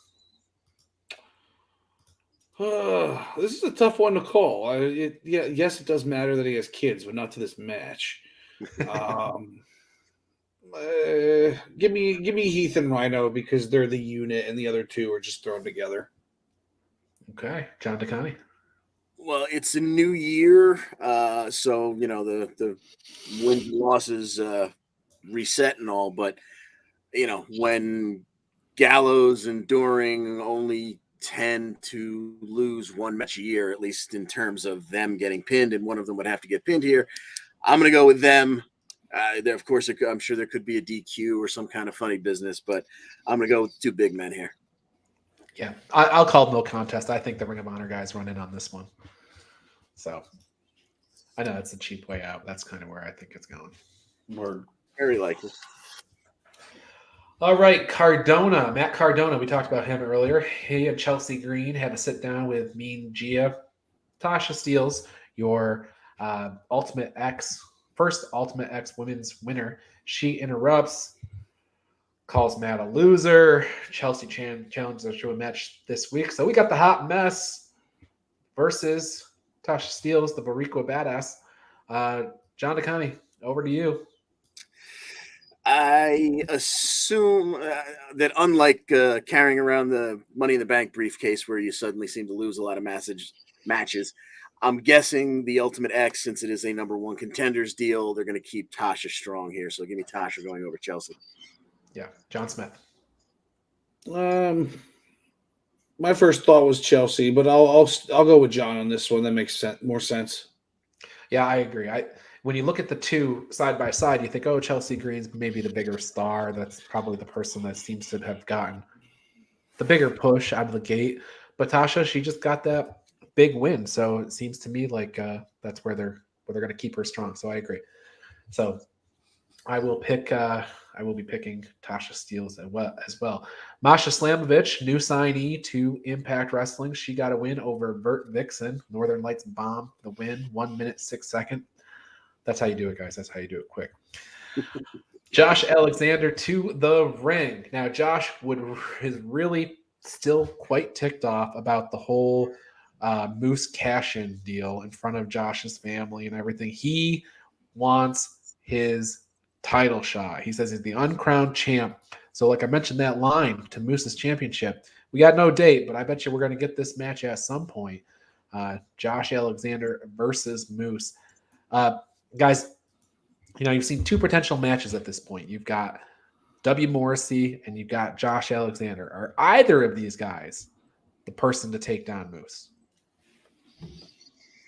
I guess it depends on when they happen, how long they drag. If they drag Josh out far enough, I could see they might very well wind up just trading it back and forth. But I could see Josh beating him just because of the way Moose took it off of him. I could see them giving Josh that win and getting the title back for a little bit of a run before perhaps losing it right back to Moose. I'm not sure, but good symmetry in that story.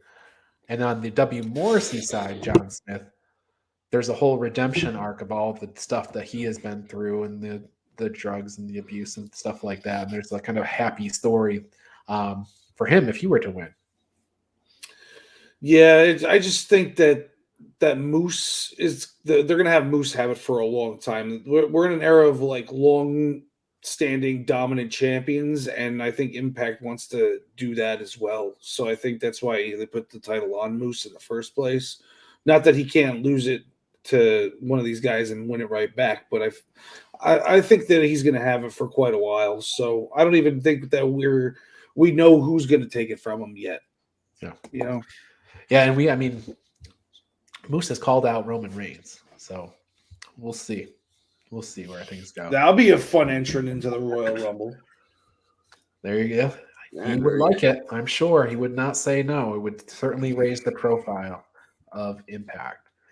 All of that's to say that the whole Josh Alexander interview he was doing got interrupted by Charlie Haas. Of course, it would be an honor for Josh to wrestle Charlie, but he's got this Moose thing he wants to get done, but then Charlie hit him in the face. So now we're going to get Josh Alexander versus Charlie Haas. Charlie Haas doing his best John Cena in this particular image. So John DeConnie, who you got, Josh Alexander or the guy playing John Cena in this photo, Charlie Haas?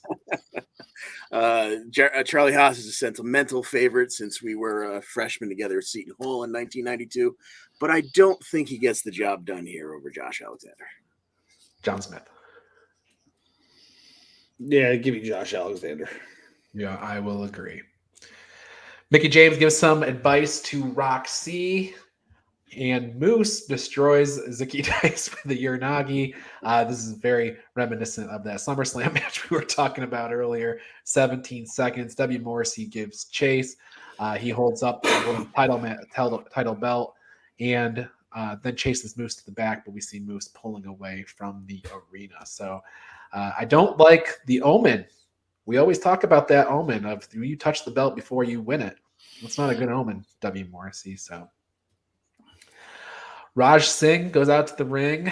Raj demands some respect and an opponent to prove he deserves the respect. He gets Jonah Tsunami. 1 minute, 25 seconds. Okay. Keep going around here. The Influence, they're backstage. They tell the Inspiration to come up with an original way to beat them when they finally show up to work on January 27th. Rosemary and Havoc say their schedule's open. They'd like to face them next week. But before we get any confirmation, the match gets announced or anything, we find out that Eddie Edwards was beaten down, presumably by the Ring of Honor crew. So there we go. Jonathan Gresham says his hands are clean. He is not part of this Ring of Honor invasion. He's just there, doing his thing. He has honor. He fights with honor, blah, blah, blah. Macklin doesn't buy any of it. He wants a match, so they're going to have a match. So, you have Macklin challenging for the Ring of Honor Championship in a Pure Rules match. John DeCounty, who you got in this one? And remember, John Macklin cannot use a closed fist. Otherwise, he will be disqualified. He gets one warning. Yeah, I think that's probably the storyline here. The two of them are not exactly equal in size. So, Macklin's going to look like the more intimidating guy, but I think Gresham will outsmart him with, either Macklin will run out of rope breaks or, he'll throw too many closed fists. And I don't see any reason why Gresham doesn't leave with his ROH title. Yeah, I agree. John Smith. You guys are going to have to tell my dumb ass what Pure Rules are. All right, here are the rules. 1 hour time limit typically, but they might reduce it for television. Pure Rules mean you get closed fist punch is illegal. You get one warning. On the second one, you're disqualified. You get 3 rope breaks in the whole match. So once you've used your 3 rope breaks, you can be submitted in the ropes. You can also be pinned if you grab the ropes. And other than that, that's it. Pinfall, submission, win. If somebody interferes, they get fired from ROH, but everybody's already been fired, so I guess it doesn't matter. If you get disqualified for the closed fist thing, do you lose your title?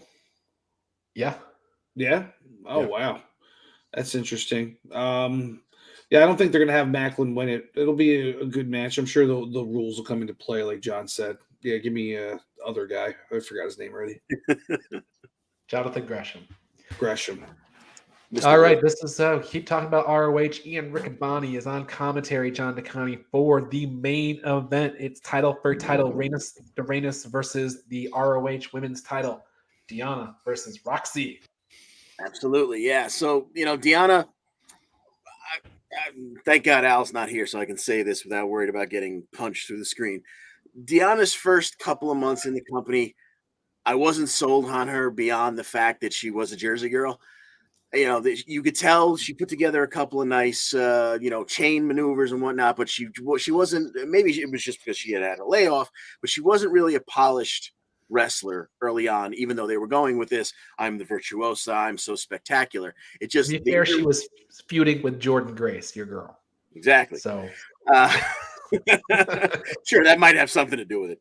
But over the last year and a half or so, or it's got to be close to 2 years at this point, she just she puts together beautiful matches now. She worked on Roxy's arm and shoulder from the very beginning to the point where Roxy hits her signature Russian leg sweep that usually goes right into a crossface.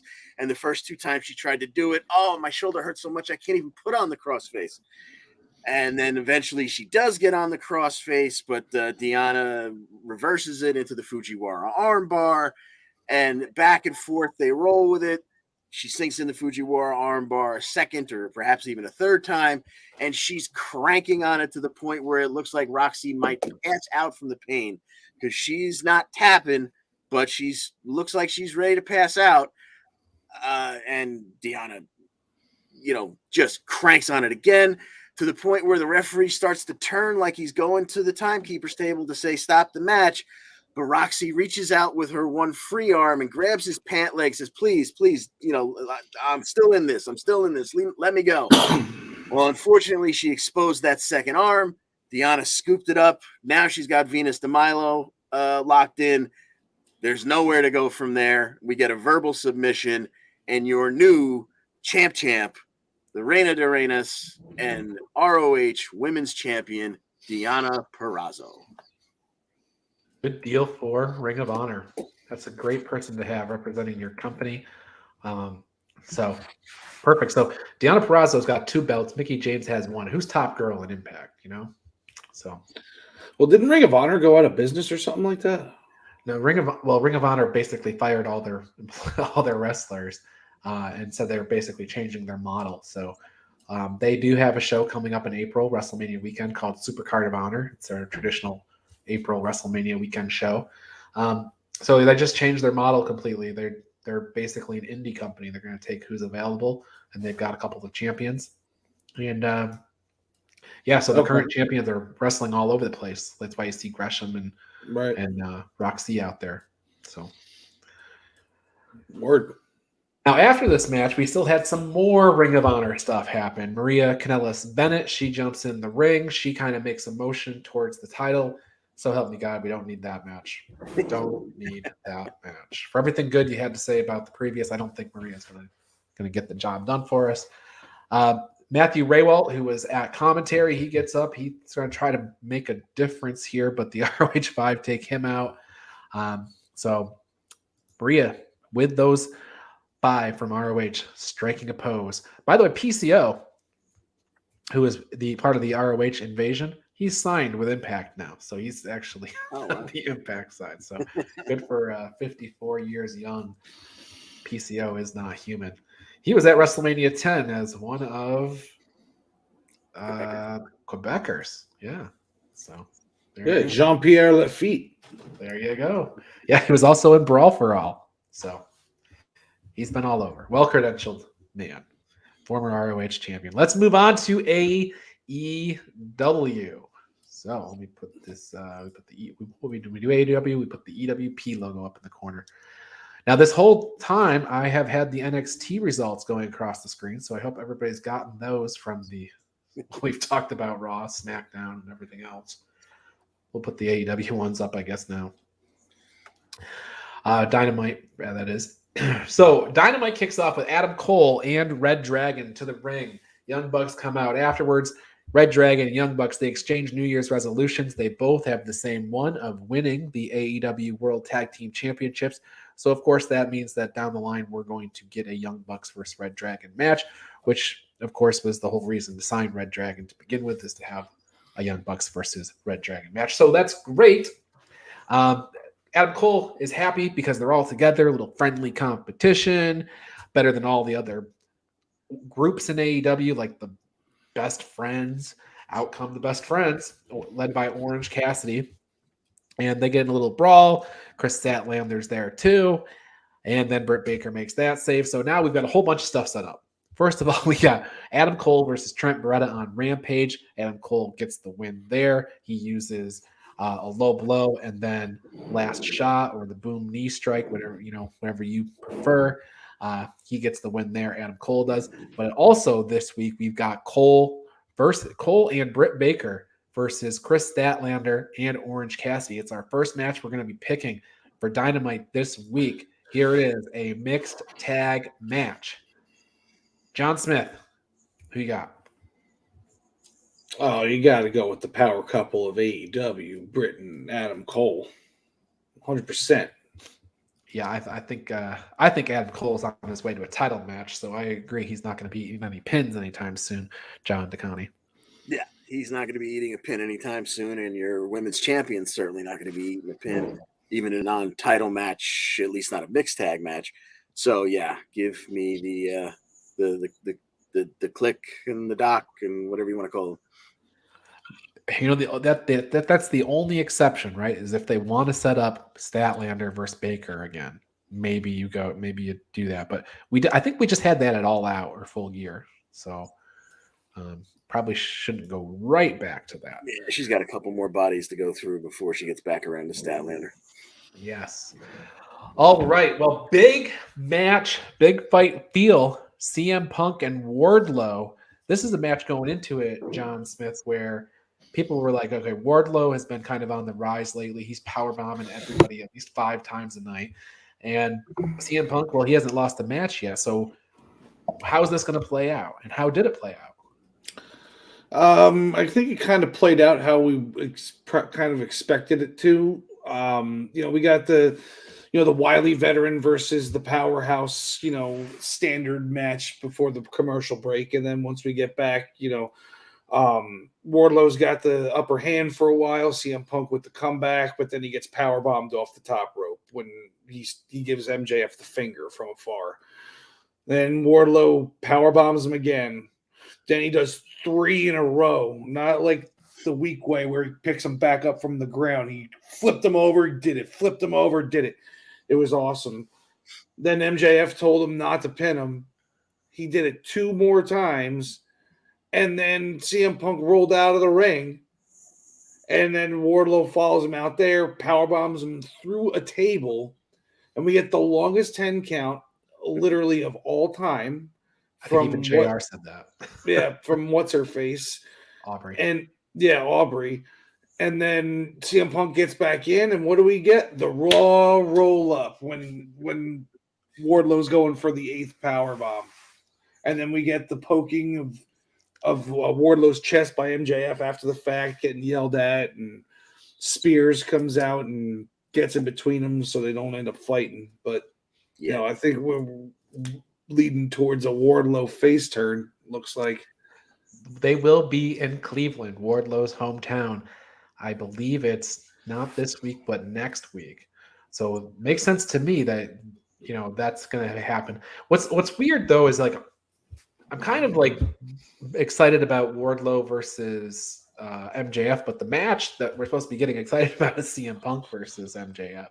So it's kind of, I'm sure they can recover from that, but certainly CM Punk did not look like a winner at the end of this match. So I think it's because CM Punk and MJF is like a new, like, manufactured thing, and the Wardlow and MJF thing has been going on for a long time. We've been waiting for that breakup. So that's the difference between long-term booking and just giving the people what they want, Yeah. Well, the thing is, I also think MJF needs to lose both those matches. Maybe not. I think he needs to lose the match to Wardlow. Yes. And whoever wins the MJF Punk match goes on to face Hangman. Yeah. So they need to figure out how the right order to do that is. Maybe that's what happens. Maybe Wardlow beats MJF, but then MJF beats Punk, and then MJF goes on to face Hangman. But Wardlow's like, well, hey, I beat you, so shouldn't I kind of get in line? So maybe all that's going to happen. This story's not done, though, because MJF stomps out later in the show, and he says, well, I'm going to give you the match that you've all been wanting. It's next week. It's going to be CM Punk versus Shawn Spears. We've heard this story before. We've been here before.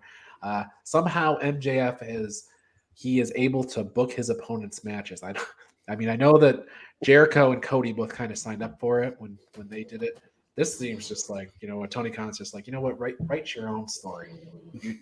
However best fits your character. On Rampage, Shawn Spears, he did a bit of a warm-up match. He had a match against Andrew Everett, and I was like, I've seen Andrew Everett on the Indies. He's real good. This will be great. Maybe a tryout match for him. Well, it was over 56 seconds with a C4, so that's not what happened at all. And, of course, this week we have CM Punk versus Shawn Spears. And I don't remember who we started with last time. John DeConnie, I think. So, John Smith, who you got? Oh, of course, CM Punk. Yeah. The chairman. The chairman. I don't believe so. I think it's CM Punk, CM Punk all the way. Whether or not Wardlow's at ringside for some extracurriculars afterwards, I'm not sure, but I think CM Punk gets the job done.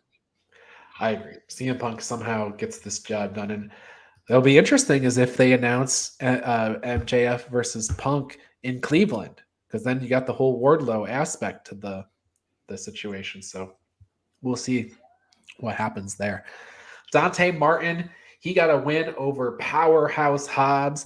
Ricky Starks was at ringside, and he was interfering a bit. Jay Lethal got involved to kind of counteract that, which allowed Dante to hit the nosedive to get the win in 10 minutes.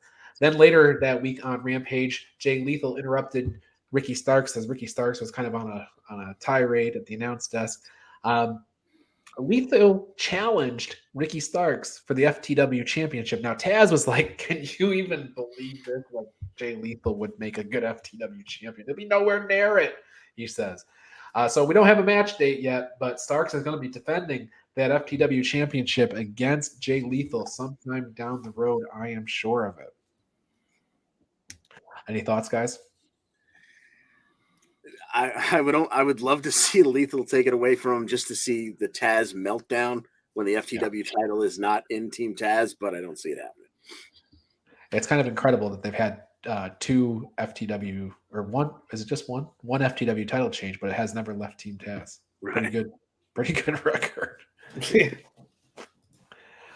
All right, Jurassic Express and Christian Cage. They're backstage with Tony Schiavone. They're willing to face any team in the top 5 rankings. Along come John Silver and Alex Reynolds and John DeConnie. We had a tag team title match on Rampage. We sure did, and I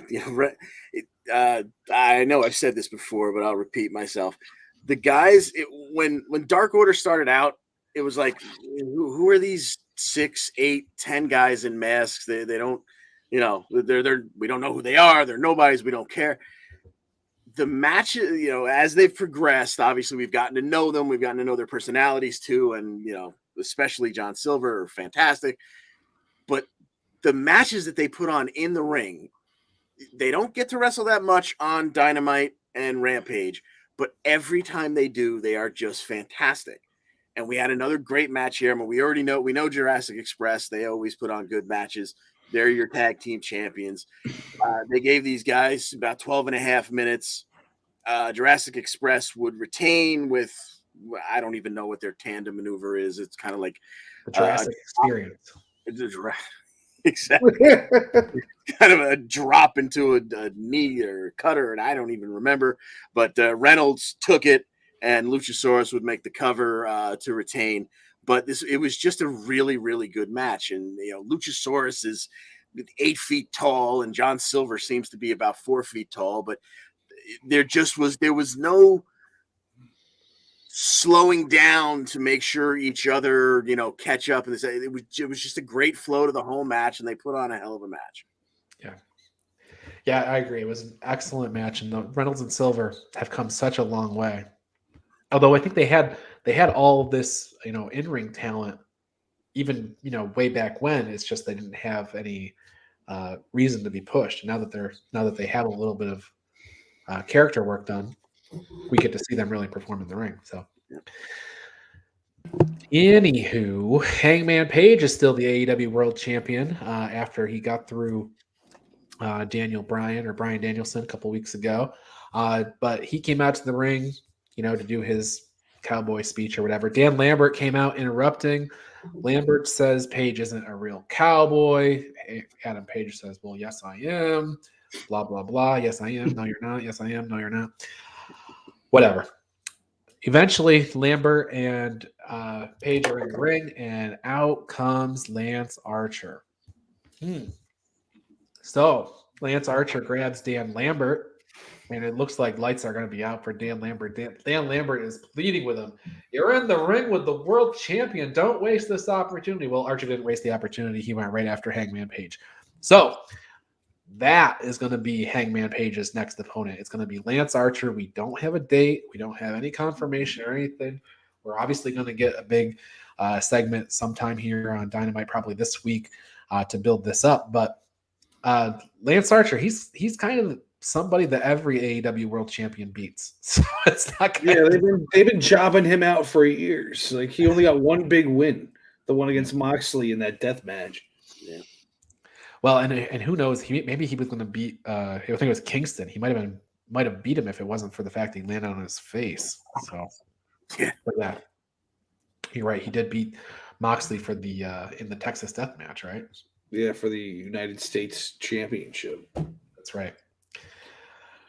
Well, we got a backstage segment. It's Arn Anderson it's Arn Anderson with Lee Johnson and Brock Anderson back there with Tony. They're in Horseman country, but Tully and FTR interrupt. They're going to face off in tag team action next week. It's going to be FTR versus Lee Johnson and the non-pictured Brock Anderson. Boy, this seems like a layup, doesn't it? For FTR, John DeConnie? Yeah, I would certainly think so. Maybe Arn gets involved a little bit, and we get a little lengthening of the match, so him and Tully can go at it at ringside or something like that. But I would be shocked if FTR didn't take this. John Smith. Yeah, give me FTR. And just a suggestion for your animations there. You could just use Brock Lesnar's body and then Photoshop Brock's head on Brock Lesnar's body. I could do that. So work on that for next time. Okay. Well, it'll probably be 6 or 8 weeks before we have another Brock Anderson match on Dynamite. So that's probably true. Plenty of time. Chris Statlander, Red Velvet, Layla Hirsch, they're talking backstage with Tony Schiavone because they have a match on Rampage against the Bunny, Penelope Ford, and Nyla Rose. So they're getting ready for that. Layla Hirsch is a little ticked off because Tony asks Chris about the mixed tag match that's happening on Dynamite. Layla thinks that Chris's attention is divided, and that's going to hurt their chances for the 6-man tag that happened last Friday on Rampage. And John DeConnie, was she right? I don't know that she was necessarily right that it was Chris Statlander that wasn't paying attention, but there were issues because Layla just was not all about being a team player. You could see right from the beginning of that match, Layla would blind tag herself in. There were issues going back and forth throughout the match. And eventually we get to the point where Layla would once again use a blind tag to get herself in and Statlander out.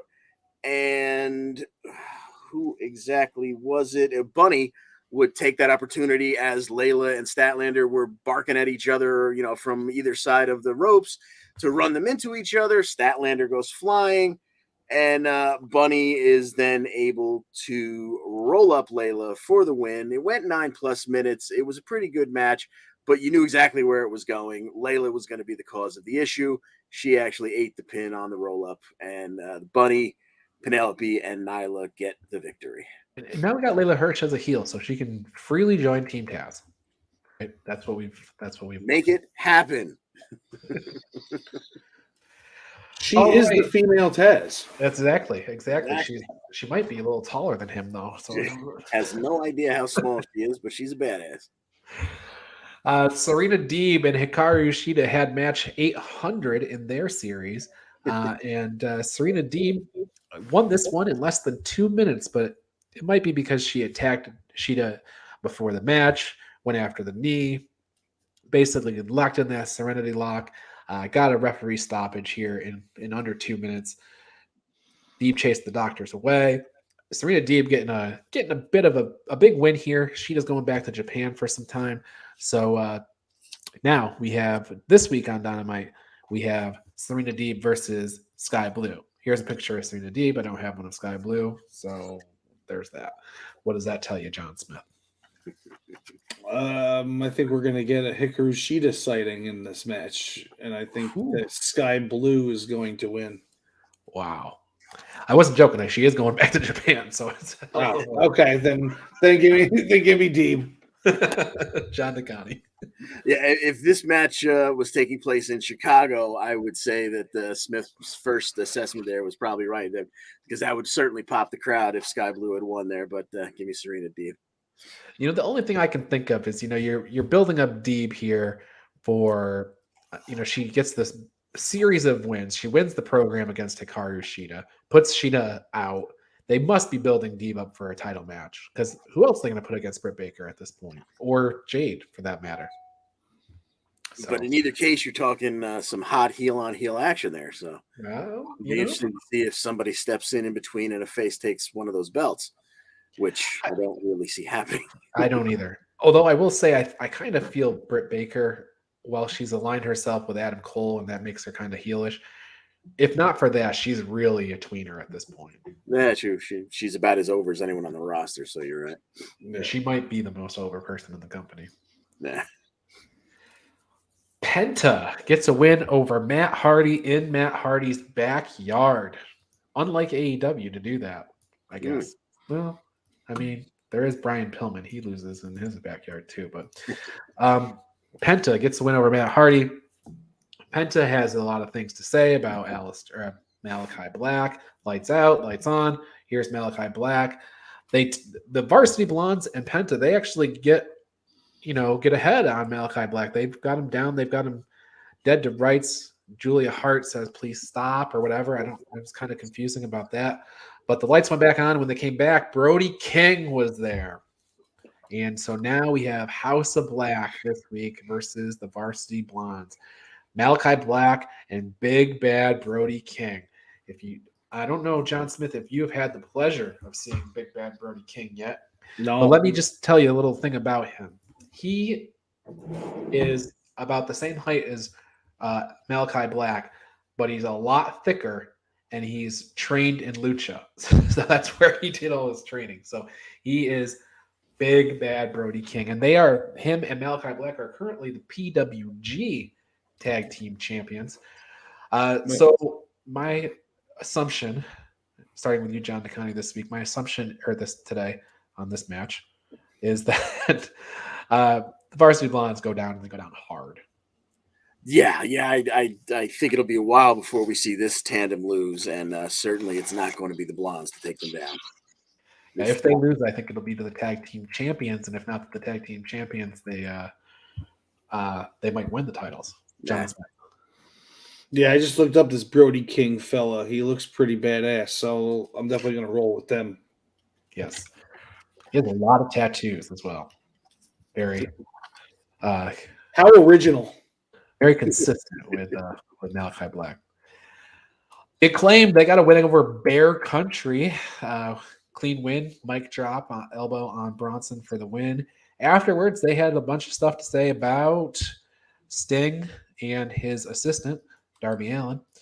So now we're headed towards Sting and Darby Allin against the Acclaimed. John Smith, start with you. I mean, Sting's in the match. Of course he's going to win it, I think. John DeConnie. That's just how it goes. Yeah, I have to agree with Smith on this one. Sting's not losing to these two. Yeah, I think I'm correct when I say that they are undefeated as a tag team. So, yeah, I think so. All right, Pac. We heard from Pac for the first time in a long time. He has an eye patch on, but his vision's never been clearer. Matt Hardy and Andrade apparently getting into some business deal that happened backstage. We don't know the details, but Private Party was on the outside of that. And John DeConnie, main event time for Dynamite. It was Sammy Guevara versus Danny Garcia. Yeah, this is your interim TNT Championship match. They go back and forth. Sammy sends a little bit of message, looks right into the camera right before hitting Crossroads on Garcia, but he only gets 2 count there. 2.0 are around ringside, and they're distracting Sammy. They actually saved Garcia's behind the first time Sammy got him up for the GTH, but wasn't long before Sammy would clear them away from the apron, get Garcia back up, hit that second attempt at the GTH, and get the 1-2-3 victory. He would get the belt handed to him by David Crockett once again, but then 2.0 and Garcia come back in on the attack. Jericho comes down with Floyd to clear out 2.0. Eddie Kingston is trying to help out, make the save, but he's still selling that knee injury, which may or may not be real, but he's hobbling around, and he's pissed off that Jericho stole his thunder and got rid of both members of 2.0 instead of letting him handle one of them.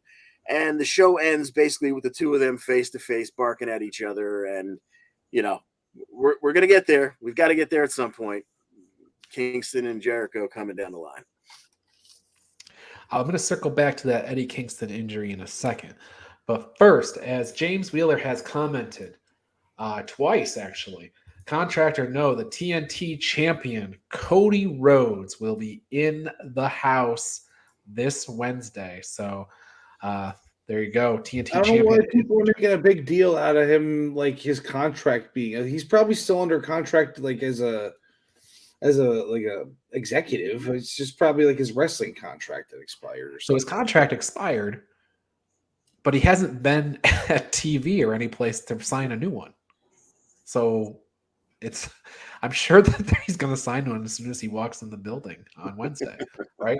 I agree with you, John Smith. There's no chance he's going to go anywhere else. I mean, it would be the greatest thing ever if Tony Khan just kicked him out on his ass and we never saw him again.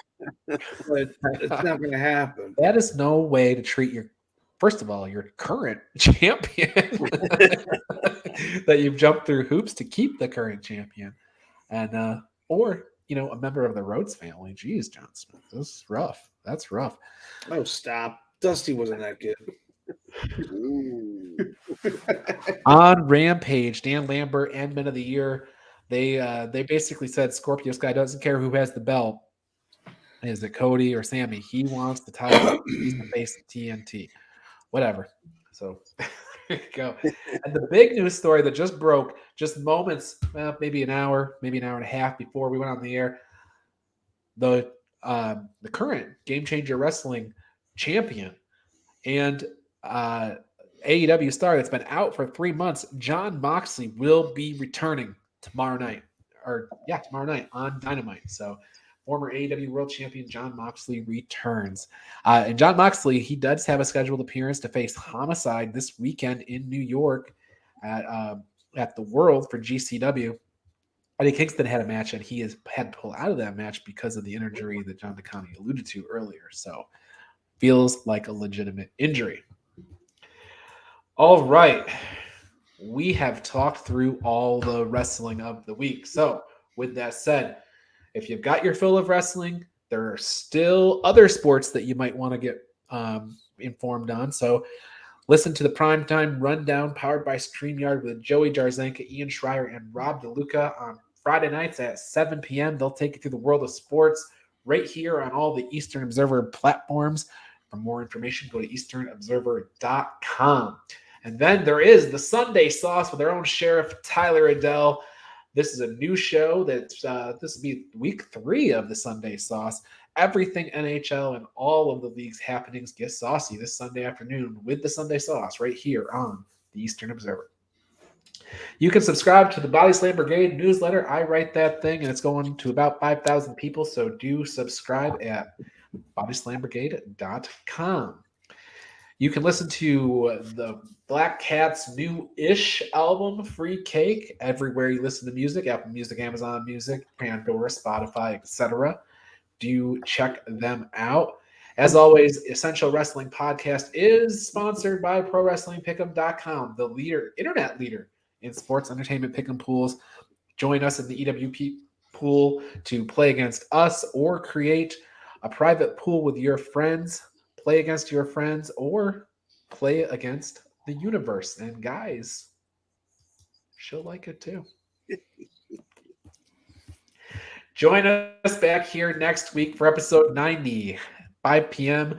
of the Essential Wrestling Podcast. I mentioned several times on today's show, we have a Royal Rumble special coming up this January 28th at 3 p.m. That's a Friday, so set your DVRs or whatever so that you can watch us on the Royal Rumble special. John Smith, anything before we get out of here? No, I got nothing. All right, John DeConnie, anything on your end?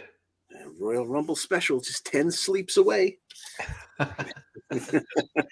Just 10 sleeps till the Royal Rumble special. All right, well then, John DeConnie, take us home.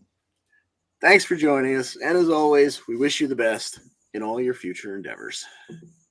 See ya.